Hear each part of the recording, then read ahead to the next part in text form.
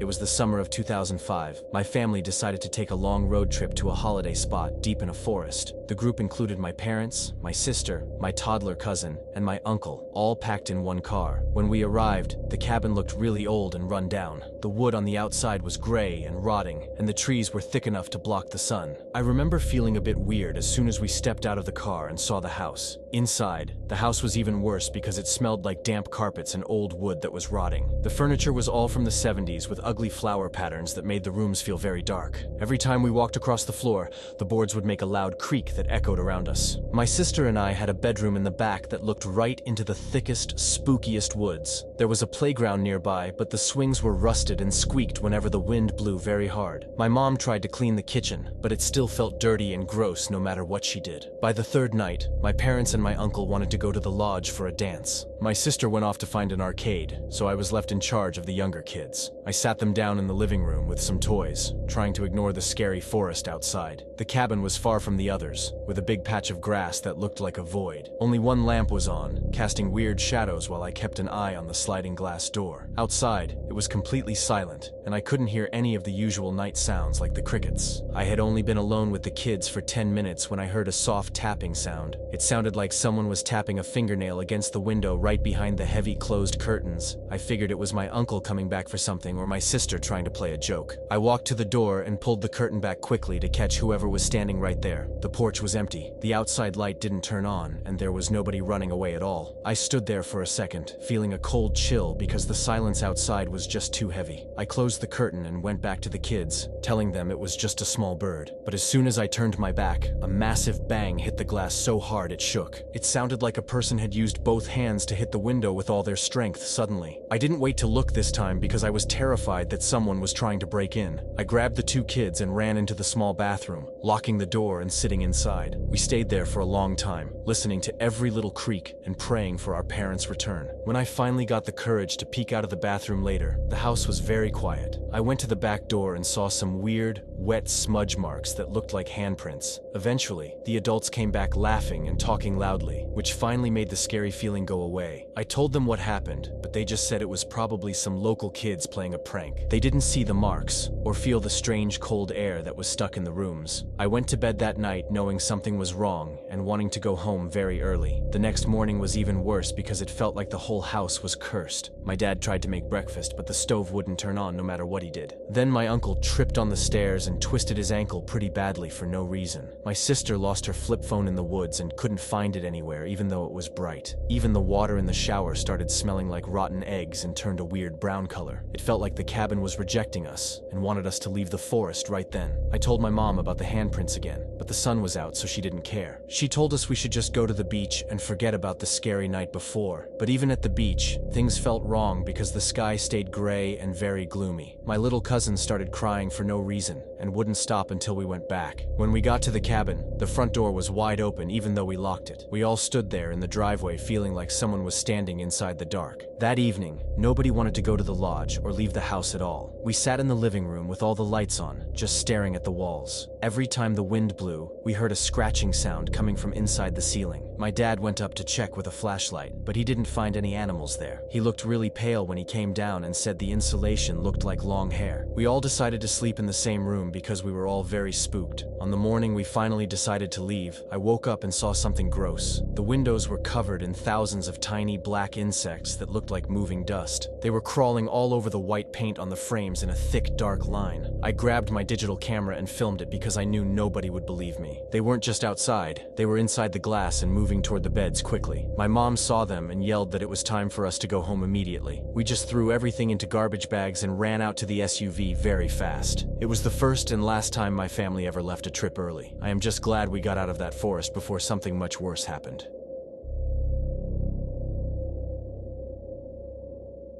My name is Emily. Back in the mid-90s, I lived in a big farmhouse. The nearest neighbor was miles away, so it was always extremely quiet at night. I remember wearing my thick flannel pajamas because the house was always a bit chilly. The old wooden floors would make loud cracking sounds whenever the temperature dropped. Our home had a large porch that went all the way around the building. It felt safe during the day, but at night, it felt very lonely and dark. One night, a heavy rain started falling and hitting the glass of my bedroom window. I was sharing a room with my younger sibling, who was fast asleep across from me. My My parents were in the room right next door, so I wasn't really scared at first. The window was right in front of my bed, and we didn't have any curtains yet. I lay there listening to the water hitting the glass, trying to fall back asleep. The room was pitch black except for the occasional flash of light from the sky. I woke up suddenly around 3 in the morning and looked toward the dark window. At first, I only saw the rain, but then my heart started beating very fast. Right there, pressed against the glass, was the face of a very strange man. He looked extremely angry, and his mouth was hanging wide open in a silent yell. His eyes were huge and white, and they seemed to be staring directly at me. I couldn't move a muscle because I was so terrified by what I saw there. I wanted to scream for my dad, but my voice just wouldn't come out at all. The man didn't move or blink. He just kept his face pressed against the cold pane. He had very pale skin that looked almost like it was made of old paper. I slowly pulled my heavy blanket over my head to hide from those staring eyes. I stayed perfectly still, listening to the rain and the sound of my own breathing. It felt like hours passed while I waited for that person to finally go away. When the sun finally came up, I ran to find my mother in the kitchen. I told her everything about the man at the window and how scared I was. She just laughed a little and told me I was probably just having a dream. She said the shadows of the trees outside must have played a trick on me. My mother promised she would go out and buy some thick curtains that day. I tried to feel better, but I knew what I saw wasn't just a shadow.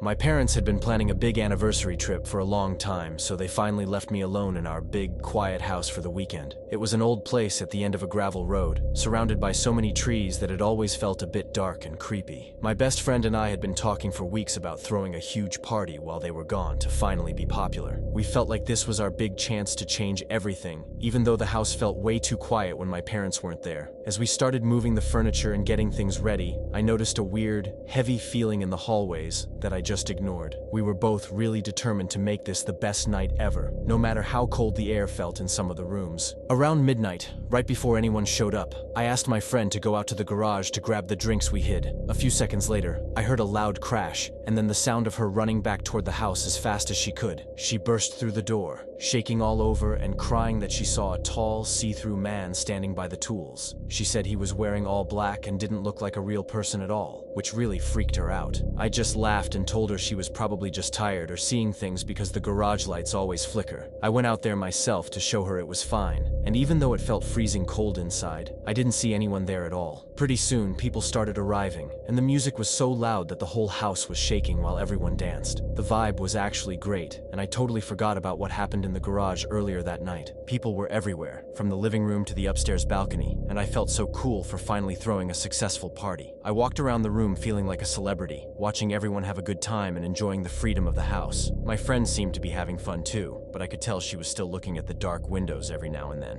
It seemed like the night was going perfectly, but things started to get weird again once it got past 2 in the morning. A girl I didn't know very well came running down the stairs with a face as white as a sheet, looking like she had seen a ghost. She grabbed my arm and told me she was just leaving the bathroom when she ran right into a man in black. She said she actually walked through him and felt a wave of ice go through her body before he just disappeared. I tried to tell her it was just the flashing lights or the music making her see things, but she wouldn't listen to me. She was so scared that she told her friends they had to leave right away, and they all walked out the front door. A few other people stopped dancing and looked confused, but the rest of the party just kept going like nothing happened. I sat down on the couch to take a break, and that's when I saw a guy sitting right at the end of the sofa. He was wearing a dark coat and sitting perfectly still, not moving a muscle while everyone else was jumping around and laughing. He looked normal at first, but there was something so still about him that it made me feel really sick to my stomach. I leaned over and told him he wasn't invited, and that he needed to get out of my house right now. He didn't even look at me or move an inch, just staring straight ahead like I wasn't even there. I called over some of the guys to help me kick him out, but they just looked at the empty couch and laughed at me. They told me I must be drunk and started making fun of me, even though I hadn't had anything to drink because I wanted to be a good host. It was so frustrating because I was looking right at him, but they acted like they couldn't see anything at all. I decided to just get up and keep dancing to prove I was fine, but I couldn't stop thinking about the man on the couch. A few minutes later, my friend found me in the kitchen and pointed to a corner where the man was now standing. He was just watching everyone dance, but his face was hidden in a shadow that shouldn't have been there. I realized then that more people were starting to notice him, and the party was about to take a turn for the worse. The music was still blasting, but the energy in the room had completely shifted from a fun party to something heavy and wrong. My friend was practically hyperventilating next to me, pointing at the dark corner where that figure was just standing perfectly still. I looked around the kitchen and realized that even though the house was full of people, it felt like the walls were closing in on us. I tried to tell myself that if I just ignored him, he would eventually get bored and leave us alone so we could finish the night. But every time I turned my head, I could feel his cold stare on the back of my neck like a block of ice. It was getting harder to pretend that everything was fine when the air in the room was getting colder by the second. I finally reached my breaking point and decided I wasn't going to let this stranger, or whatever he was, ruin my big moment. I walked right up to the shadow in the corner, my heart hammering against my ribs, and begged him to just go away and leave us in peace. I didn't care if people thought I was talking to thin air anymore. I just wanted my house back and the fear to stop. As soon as the words left my mouth, the figure didn't move or speak. He just vanished into nothing right before my eyes. I stood there for a second, feeling a huge wave of relief wash over me, thinking that I had finally won and saved the party. I turned back to my friends with a shaky smile, ready to start dancing again and forget the whole nightmare. I went back to the living room and tried to get into the music, but then I caught a glimpse of something in the reflection of the glass. I looked toward the big bay window that faced the dark backyard, and my heart nearly stopped when I saw him again. He wasn't inside the house anymore, but he was standing right up against the glass, peering in at me from the darkness. His face was pressed near the pane,